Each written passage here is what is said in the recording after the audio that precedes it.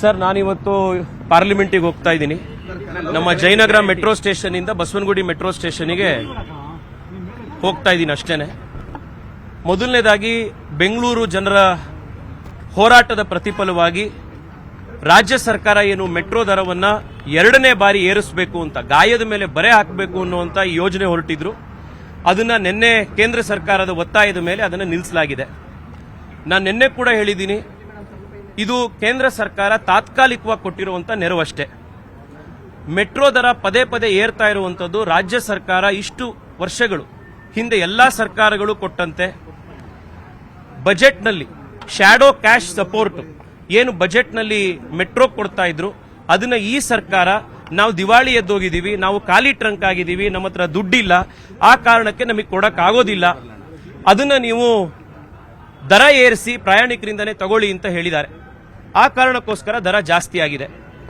ಬೆಂಗಳೂರಿನಲ್ಲಿ ಮೆಟ್ರೋ ದರ ಕಡಿಮೆ ಆಗಬೇಕು ಅಂತಂದ್ರೆ ರಾಜ್ಯ ಸರ್ಕಾರ, ಹಿಂದೆ ಸರ್ಕಾರಗಳು ಯಾವ ರೀತಿ ಬಜೆಟ್ನಲ್ಲಿ ಶ್ಯಾಡೋ ಕ್ಯಾಶ್ ಸಪೋರ್ಟ್ ಮೆಟ್ರೋ ಕೊಡ್ತಾ ಇತ್ತು ಅದನ್ನ ಮತ್ತೆ ಮುಂದುವರಿಸಬೇಕು.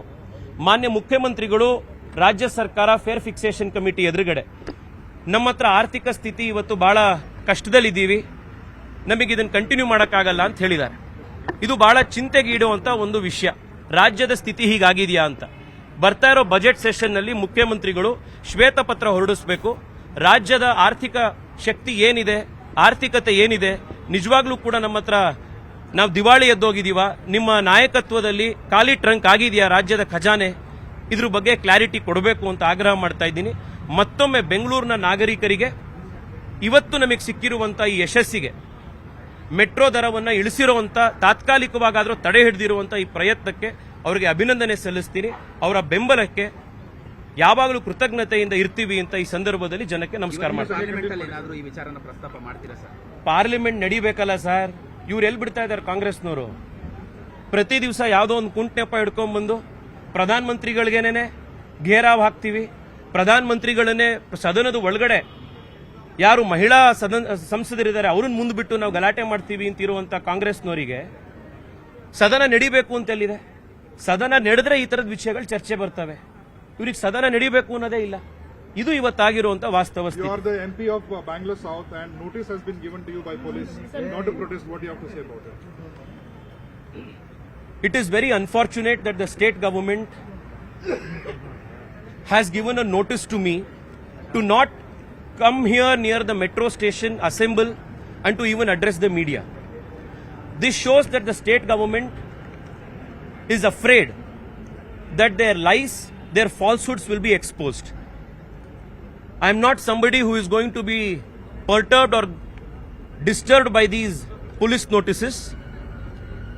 The BJP and the culture of the BJP has trained us to fight against Mamata Banerjee facing her country bombs, TMC goons, by going inside her den in West Bengal.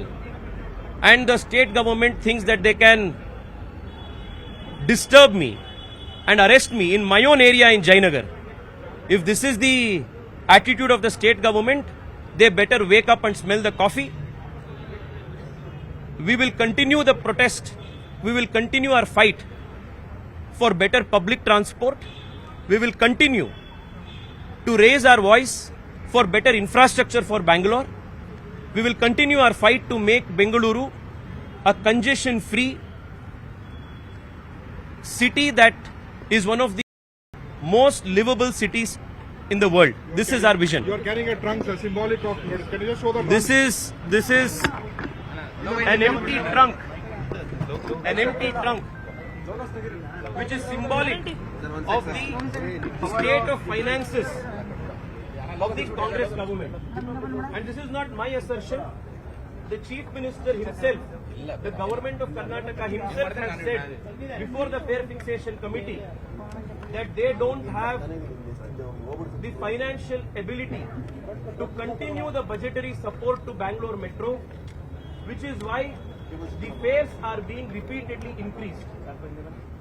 This financial mismanagement of the state by the Congress government cannot be the reason as to why citizens must be burdened by increased metro fares.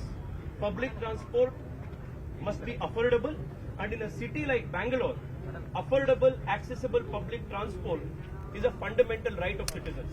Thank you. ನಿರ್ಭೀತ, ನಿಷ್ಪಕ್ಷಪಾತ, ವಿಶ್ವಾಸಾರ್ಹ ಸುದ್ದಿಗಳಿಗೆ ಮತ್ತೊಂದು ಹೆಸರಾಗಿರುವಂತ news 18 Kannada ಈಗ ಆಪ್ನಲ್ಲೂ ಲಭ್ಯವಿದೆ. ದಯವಿಟ್ಟು ಇಲ್ಲಿರುವ QR code ಅನ್ನ scan ಮಾಡಿಕೊಂಡು app ಅನ್ನ download ಮಾಡೋದಕ್ಕೆ ಮರಿಬೇಡಿ. ನಿಮ್ಮ ಬೆಂಬಲ ಹೀಗೆ ಸದಾ ನಮ್ಮೊಂದಿಗಿರಲಿ. ಧನ್ಯವಾದ.